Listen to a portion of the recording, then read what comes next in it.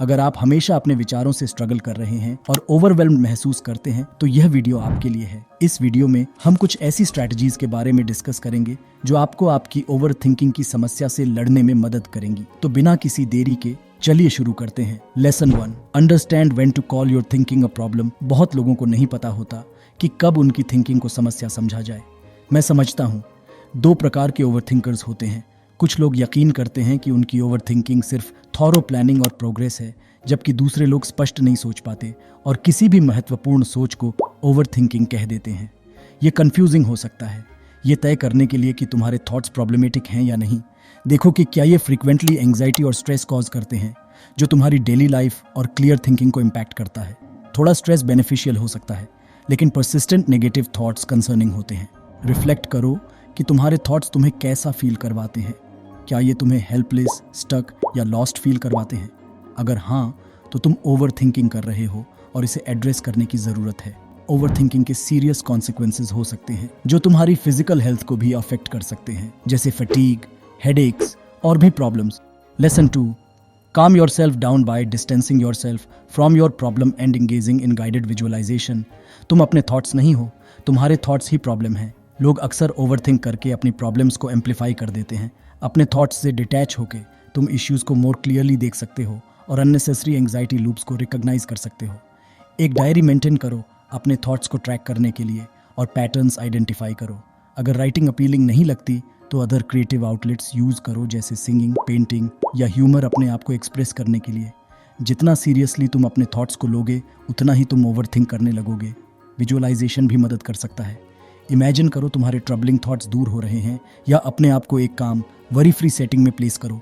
ये टेक्निक तुम्हारे माइंड को रिलैक्स्ड स्टेट में ट्रिक कर सकती है। विजुअलाइजेशन मदद करता है कंट्रोल वापस पाने में और माइंड को स्पायरलिंग से रोकने में, लेकिन ये रियलिटी को चेंज नहीं करेगा। ये एक टूल है तो मैनेज योर थॉट्स और एंग्जाइटी।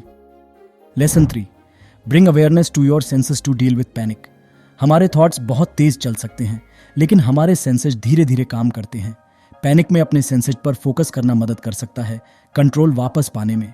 अपने एनवायरनमेंट के साथ एंगेज करो through sight, smell, touch, taste और हियरिंग।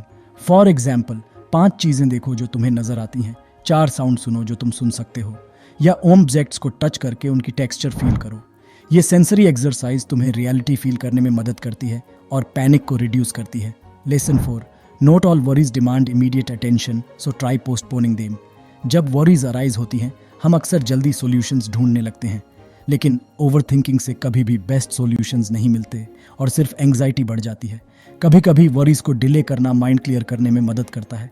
अपने आप से कहो कि तुम इस प्रॉब्लम को बाद में डील करोगे। इससे तुम्हारे दिमाग में मोर इम्पॉर्टेंट टास्क्स के लिए मेंटल स्पेस बनता है। इफेक्टिव टाइम मैनेजमेंट बहुत ज़रूरी है। समझो कि हर टास्क को इमीडिएट अटेंशन नहीं चाहिए। अर्जेंट और क्रिटिकल टास्क्स को पहले प्रायोरिटाइज करो।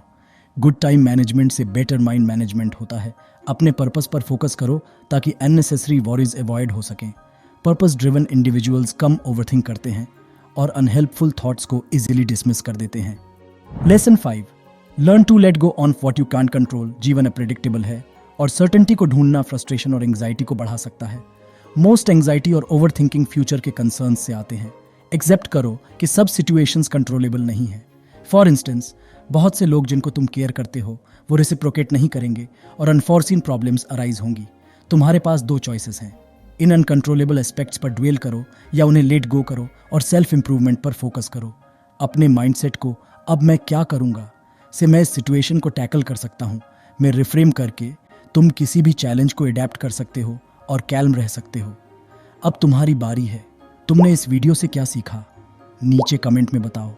अगर तुम अपनी ग्रोथ को स्काईरॉकेट करना चाहते हो तो इस चैनल को सब्सक्राइब करो और नोटिफिकेशंस ऑन करो ताकि तुम कोई फ्यूचर वीडियो मिस ना करो। Thanks for watching.